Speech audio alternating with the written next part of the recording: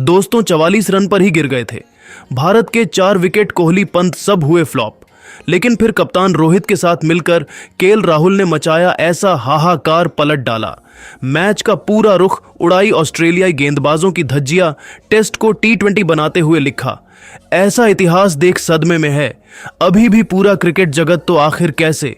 रोहित और राहुल के आगे नतमस्तक हुई कंगारुओं की क्रिकेट टीम बारिश के बाद कैसे कहर बनकर टूट पड़े। रोहित और राहुल ऑस्ट्रेलिया पर कितने रन ठोके, दोनों ने मिलकर दिखाएंगे। उनकी तूफानी बल्लेबाजी का पूरा वीडियो तो हमारे साथ अंत तक बन रहे। लेकिन उससे पहले आपको क्या लगता है कि रोहित, राहुल और ट्रेवल्स हेड में कौन सबसे बेस्ट ओपनर है? अपनी कीमती राय नीचे कमेंट करके जरूर बताइए। दोस्तों, ब्रिस्बेन गाबा के मैदान पर तीसरे दिन ऑस्ट्रेलिया ने भारत की हालत खराब कर दी। आपको बता दें, इंडिया और ऑस्ट्रेलिया के बीच तीसरे दिन जब यह कांटे का मुकाबला दोबारा शुरू हुआ, तब एलेक्स कैरी और मिचेल स्टार्क अपनी टीम को बहुत बड़े स्कोर की तरफ ले जाने के लिए मैदान में उतरे। दूसरी तरफ रोहित ने पहले ओवर से ही जसप्रीत बुमराह को उतार दिया। लेकिन बुमराह का साथ निभाने दूसरी तरफ गेंदबाजी में रविंद्र जडेजा आए थे, जिसे देखकर हर कोई हैरान था। रोहित शर्मा आखिर करना क्या चाहते थे? हालांकि उसका कुछ खास फायदा हुआ नहीं है। 103 ओवर लेकर आए जडेजा की अंतिम गेंद पर खतरनाक चौका मारकर एलेक्स कैरी ने भी अपनी धमाकेदार 50 पूरी कर ली थी, जो टीम इंडिया के लिए किसी बड़े झटके से कम नहीं था। इन दोनों को भी आउट कर पाना भारतीय गेंदबाजों के लिए काफी मुश्किल हो चला था। स्पेशली आते ही इन दोनों ने तो सीधा टेस्ट मैच को T20 बना दिया था। अगला ही ओवर लेकर आए। बुमराह का स्वागत भी मिचेल स्टार्क ने खतरनाक चौका लगाकर किया था। उन्होंने बुमराह को सीधा चैलेंज ही दे दिया था। लेकिन दोस्तों, उन्हें भी पता नहीं था कि यह उन्हें इतना भारी पड़ेगा। जहां बुमराह ने अपनी बेइज्जती का बदला लेते हुए ओवर की आखिरी गेंद पर ऐसा आतंक मचाया कि बुमराह की घातक गेंद मिचेल स्टार्क के बल्ले का बैरी किनारा ले गई और विकेट के पीछे ऋषभ पंत ने कोई गलती नहीं करी।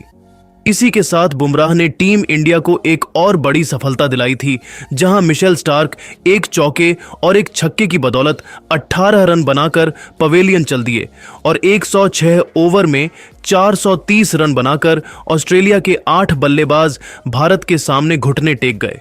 उनके आउट होने के बाद अब मैदान में नाथन लियोन एलेक्स कैरी का साथ निभाने के लिए आए थे।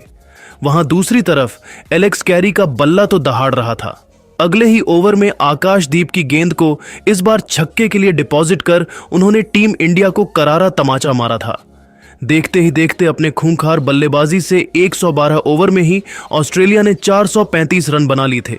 लेकिन दोस्तों, तभी एक बार फिर मूसलाधार बारिश होने लगती है और मैच को रोक दिया जाता है।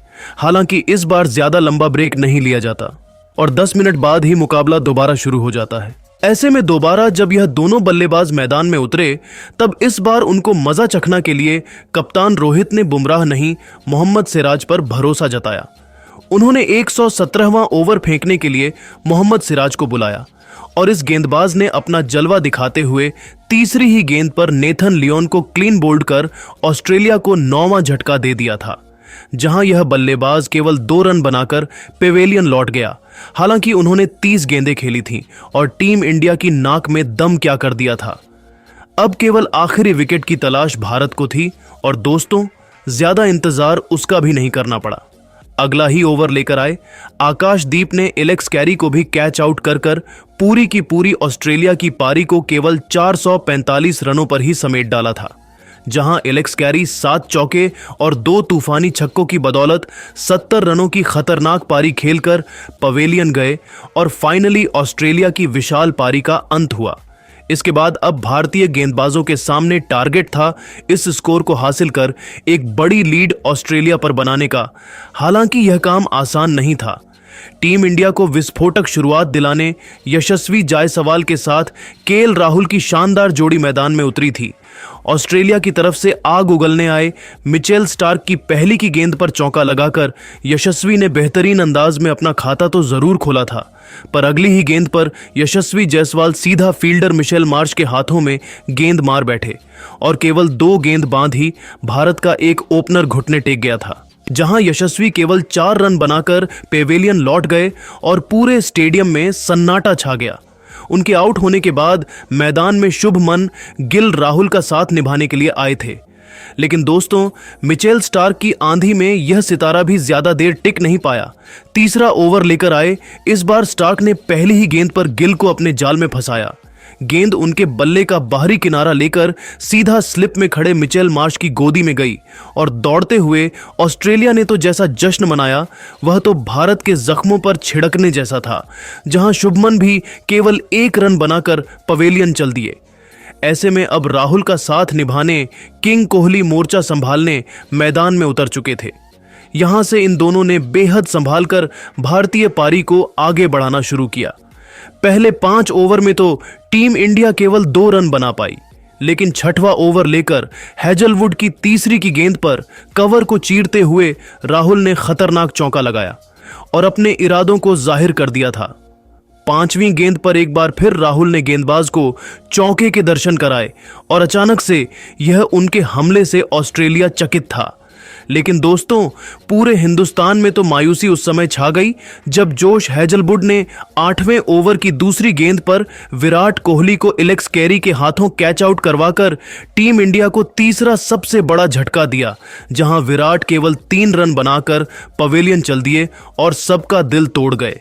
तभी एक बार फिर बारिश आ जाती है और मैच को रोकना पड़ जाता है। लंच ब्रेक भी ले लिया जाता है। लेकिन दोस्तों, लंच ब्रेक के बाद ऋषभ पंत और केएल राहुल टीम इंडिया की विकल्प हुई। परी को संभालने के लिए मैदान में उतरे, लेकिन दोस्तों 2 ओवर बाद ही एक बार फिर बारिश हो जाती है।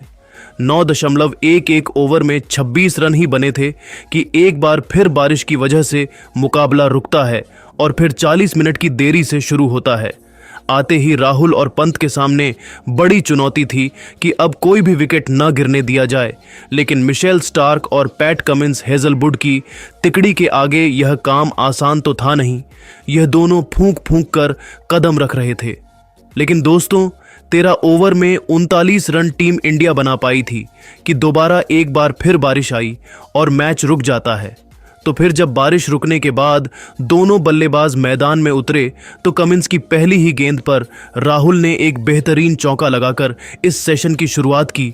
लेकिन दोस्तों, इसी ओवर की अंतिम गेंद पर पैट कमिंस ने ऋषभ पंत को एलेक्स कैरी के हाथों कैच आउट करवाकर टीम इंडिया की कमर ही तोड़कर रख दी थी, जहां पंत मुश्किल से केवल 9 रन बनाकर पवेलियन चल दिए हैं और 44 रनों पर ही भारत के 4 धुरंधर घुटने टेक गए थे। टीम इंडिया की हालत बद से बदतर होती जा रही थी। तभी मैदान में राहुल का साथ निभाने रोहित शर्मा आते हैं। लेकिन दोस्तों, 14.1 ओवर में जब 48 रन ही बने थे, तभी एक बार फिर बारिश आती है और मैच रुक जाता है और इतनी लंबी बारिश होती है कि सीधा टी ब्रेक ले लिया जाता है। ऑस्ट्रेलिया का घमंड आसमान छू रहा था, लेकिन उन्हें अंदाजा भी नहीं था कि बारिश रुकने के बाद बदले की आग में तड़प रहे रोहित और राहुल उनका इस कदर बुरा हाल करने वाले हैं। जी हां दोस्तों, राहुल और रोहित शर्मा ने मिलकर सबसे पहले तो टीम इंडिया को 50 रन के पार पहुंचाया, जिसके बाद रोहित ने अपना अंदाज बदला और कुछ अटैकिंग शॉट खेले। वहीं राहुल शुरू में अपना समय ले रहे थे और रोहित का साथ दे रहे थे। इन दोनों के बीच काफी अच्छा तालमेल भी नजर आ रहा था। उन्होंने कप्तान रोहित के साथ मिलकर जिम्मेदारी से बैटिंग करी, जैसे जैसे पारी को संभाला। लेकिन कुछ ओवर निकलने के बाद में रोहित ने अपने गियर बदले और बड़े शॉट खेलने शुरू कर दिए। रोहित शर्मा काफी अच्छे लय में नजर आ रहे थे, वहीं राहुल भी रोहित शर्मा का अच्छा साथ देते हुए नजर आ रहे थे। जिसके बाद 31वें ओवर में इन दोनों ने अर्धशतकीय साझेदारी पूरी कर ली और साथ में भारत को भी 120 रन के पार पहुंचा दिया। देखते ही देखते भारतीय कप्तान रोहित शर्मा ने भी अपनी हाफ सेंचुरी पूरी कर ली। अब रोहित और राहुल ने भारत की पारी को संभाल लिया। हालांकि ऑस्ट्रेलिया के गेंदबाज भी विकेट लेने की भरपूर कोशिश कर रहे थे, लेकिन अब इन दोनों के बीच काफी अच्छा तालमेल नजर आ रहा था। रोहित और राहुल ने अपने अब तेवर भी चेंज कर लिए थे, जिसके बाद राहुल ने भी कंधे से कंधा मिलाते हुए ने भी अपनी 41वें ओवर में पूरी कर ली और भारत को भी 200 रन के पार पहुंचा दिया। और सबसे खास बात तो यह थी कि इन दोनों खतरनाक खिलाड़ियों के बीच 150 रनों की दमदार साझेदारी भी पूरी हो गई थी। टीम इंडिया का स्कोर 220 रन तक पहुंच गया था। रोहित ने पैट कमिंस के खिलाफ 2 लगातार चौके लगाकर अपनी धमाकेदार सेंचुरी पूरी कर ली। वहीं उसके 3 ओवर के बाद में रोहित शर्मा ने राहुल के साथ में मिलकर अपनी टीम को 250 रन के पार पहुंचा दिया था। दोनों ही बल्लेबाजों के बीच की यह साझेदारी अब ऑस्ट्रेलिया के लिए काफी खतरनाक होती नजर आ रही थी, क्योंकि यह दोनों तेजी से भारत के स्कोर को आगे बढ़ा रहे थे।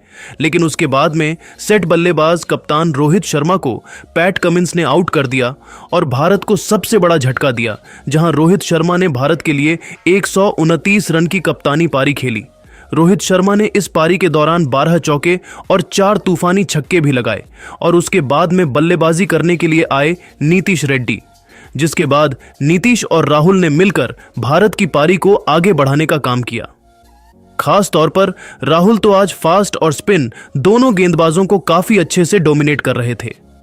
अब केएल राहुल हर ओवर में कम से कम 1 चौका तो लगा ही रहे थे, वहीं नीतीश तो शुरू में अपना समय लेकर खेल रहे थे। अब इन दोनों के बीच भी अच्छा तालमेल नजर आ रहा था। राहुल भी अब तेजी से अपने शतक की ओर बढ़ते हुए नजर आ रहे थे, जिसके बाद नीतीश और राहुल के बीच भी 50 रन की साझेदारी हो गई और फिर वह मोमेंट आया जिसका सबको बेसब्री से इंतजार था। केएल राहुल ने मिचेल स्टार्क के खिलाफ 1 चौका और एक खतरनाक छक्का एक ही ओवर में लगाकर अपनी सेंचुरी भी पूरी कर ली और अपने सिलेक्शन को सही साबित कर दिखाया। उनकी बल्लेबाजी से कंगारू गेंदबाज काफी दबाव महसूस कर रहे थे, लेकिन शतक लगाने के बाद में वह ज्यादा देर तक नहीं टिक पाए। राहुल को भी नाथन लियोन ने आउट कर दिया और भारत को तीसरा झटका दे दिया। जहां आपको बता दें कि राहुल ने भारत के लिए 129 रन की पारी खेली। बता दें कि केएल राहुल ने इस पारी के दौरान 2 तूफानी छक्के लगाए, वहीं उनके बल्ले से 14 चौके भी निकले। तो दोस्तों, इन दोनों की तूफानी बैटिंग से तो ऑस्ट्रेलिया के क्रिकेट टीम की हालत खराब हो गई थी। उन्होंने टीम इंडिया को 320 रनों के पार पहुंचा दिया था तीसरे दिन का खेल खत्म होने तक, और भारतीय क्रिकेट टीम बहुत ज्यादा मजबूत स्थिति में आ चुकी थी। लेकिन दोस्तों, अब आप रोहित शर्मा और केएल राहुल की इस तूफानी बैटिंग को 10 में से कितने नंबर देना चाहेंगे? अपनी कीमती राय नीचे कमेंट करके जरूर बताइए। और ऐसी ही नई और धमाकेदार खबरें सबसे पहले जानने के लिए हमारे इस वीडियो को लाइक और चैनल को सब्सक्राइब करना बिल्कुल भी ना भूले। धन्यवाद।